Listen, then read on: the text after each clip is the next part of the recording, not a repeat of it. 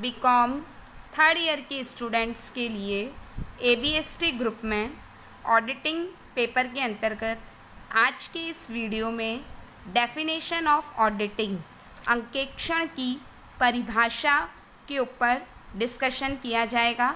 मैं doctor Sneha Babel, assistant professor accountancy and business statistics department, government Meera girls college Udaipur Rajasthan, आपको इस video में अंकेक्षण के अर्थ और परिभाषा के बारे में समझाऊंगी। Definition by international auditing and insurance standard board, जिसे हम बोलते हैं IAASB, अंतर्राष्ट्रीय अंकेक्षण तथा आश्वासन मानक मंडल के अनुसार ऑडिटिंग जो है वह क्या है। सबसे पहले देखिए, an audit is the independent examination of financial information of an entity whether profit oriented or not and irrespective of its size or legal form when such an examination is conducted with a view to expressing and opinion thereon।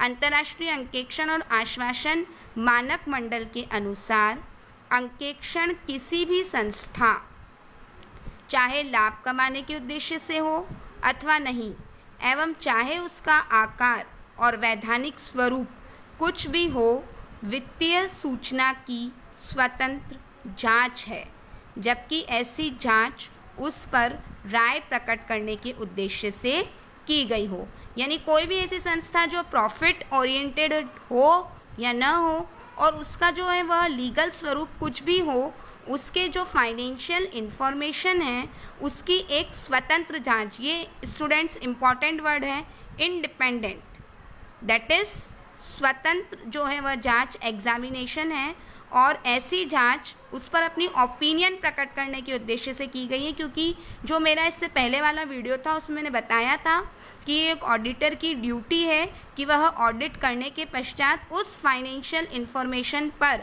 अपनी क्या करें, report प्रस्तुत करें और उस पर अपनी राय प्रकट करे। तो वो जो राय उसे देनी होती है वो क्वालिफाइड रिपोर्ट या जिसे हम कहते हैं क्लीन रिपोर्ट, स्वच्छ रिपोर्ट, कोई सी भी हो सकती है। RG विलियम्स ने कहा है कि अंकेक्षण का आशय व्यापार की किताबों, खातों एवं प्रमाणकों की जांच करने से है, ताकि यह ज्ञात हो सके कि चिट्ठा नियमानुकूल बनाया गया है या नहीं और वह व्यापार की सही एवं उचित स्थिति दिखाता है या नहीं। किसने? RG विलियम्स ने। तो स्टूडेंट इसे भी नोट डाउन करें, जो RG विलियम्स की डेफिनेशन है। क्या बोला है मैंने? ऑडिटिंग में be defined as the examination of the books, accounts and vouchers of a business with a view to ascertaining whether or not the balance sheet is properly drawn up so as to show a correct and true view। तो ये word क्या आया? सही एवं उचित, true एवं correct view of the state of the affairs of the business. अब student जब हम बात करते हैं कि एक कंप्लीट और कॉम्प्रिहेंसिव डेफिनेशन हमें मिल जाए तो वो क्या है? Auditing is a critical examination of the books of accounts of an organisation. एक क्रिटिकल एग्जामिनेशन है books of accounts of an organisation which is conducted by an independent individual, स्वतंत्र व्यक्ति के द्वारा स्किलफुली, पूर्ण चतुराई के साथ, on the basis of vouchers and other information with an object. Object क्या रहेगा? To reporting that the profit and loss account prepared for a certain period express the true and fair profit और loss of the organisation and the balance sheet of the organisation prepared on a certain date, depicts a true and fair picture of the financial position of the organization on a particular day। नहीं सही एवं उचित स्थिति को, उस particular day पर व्यापार की स्थिति को प्रकट करे। अतः जब कोई बिजनेसमैन यह जानकारी प्राप्त करना चाहता है कि उसकी जो बुक्स ऑफ अकाउंट्स वह ट्रू एंड फेयर, सही एवं उचित स्थिति प्रकट करती हैं अथवा नहीं, तो इसके लिए खाता पुस्तकों की जांच किसी भी ऑडिटर से कराई जाती है और पूरी जांच पड़ताल के पश्चात एक ऑडिटर यानी अंकेक्षक लेखा पुस्तकों की सत्यता के संबंध में अपनी रिपोर्ट प्रस्तुत करता है और इस पूरी क्रिया को क्या कहा जाता है, अंकेक्षण कहा जाता है। तो हम क्या कह रहे हैं कि अंकेक्षण का अर्थ एक व्यवसाय की पुस्तकों और लेन देनों की व्यवस्थित जांच से है, ताकि अंकेक्षक उस व्यवसाय की आर्थिक व्यवहारों का सत्यापन कर सके, वेरिफिकेशन कर सके और फिर जो उनके परिणामों के संबंध में अपनी रिपोर्ट दे सके। तो ये जो अपन ने कॉम्प्रिहेंसिव और एक कह सकते हैं कि कंप्लीट डेफिनेशन पढ़ी है, तो उस डेफिनेशन के क्या क्या एलिमेंट्स हैं, क्या क्या इसमें मेन रही कि एक ऑर्गेनाइजेशन होना चाहिए, बुक्स ऑफ अकाउंट्स होना चाहिए, लेखा पुस्तकें, क्रिटिकल एग्जामिनेशन होना चाहिए, आलोचनात्मक उसकी जांच होनी चाहिए और यह जांच on the basis of vouchers, information and explanation, जो प्रमाणक उपलब्ध हैं, जो सूचनाएं हैं और जो स्पष्टीकरण हैं। फिर हम बार बार कह रहे हैं कि एक इंडिपेंडेंट पर्सन होना चाहिए, यानी जो अंकेक्षक व्यक्ति इसकी जांच कर रहा है वह एक स्वतंत्र व्यक्ति होना चाहिए, उस पर किसी का भी किसी तरह का कोई दबाव जो है वह नहीं होना चाहिए। अंकेक्षण के कार्य हेतु विशिष्ट योग्यता, प्रशिक्षण एवं अनुभवी व्यक्ति होना आवश्यक है और अंकेक्षक द्वारा अंकेक्षण कार्य पूर्ण होने पर अपनी निष्पक्षता पूर्वक रिपोर्ट प्रस्तुत की जाती है।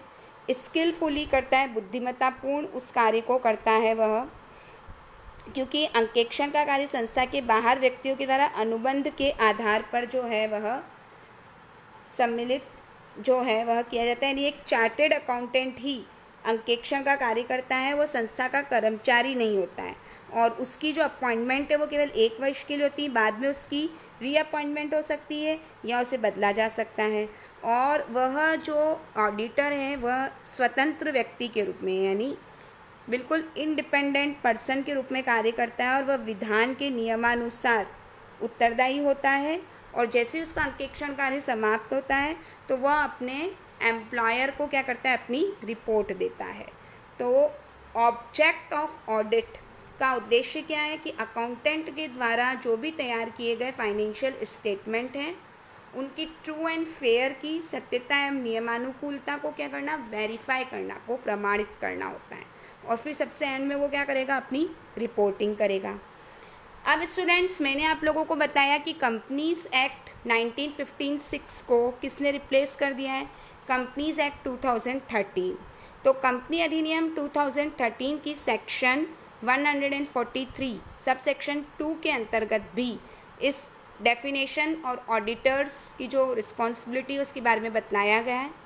Auditors report shell state that to the best of his information and knowledge, the said accounts financial statement give a true and fair view of the state of the company's affairs at the end of its financial year and the profit or loss and cash flow for the year and such other matters may be prescribed।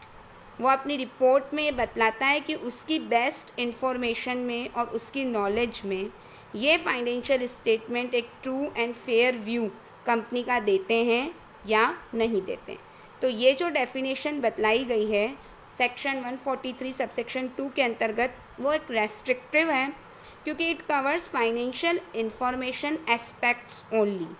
However, the scope of auditing is not restricted to financial information only, but today's it extends to variety of non-financial areas as well as।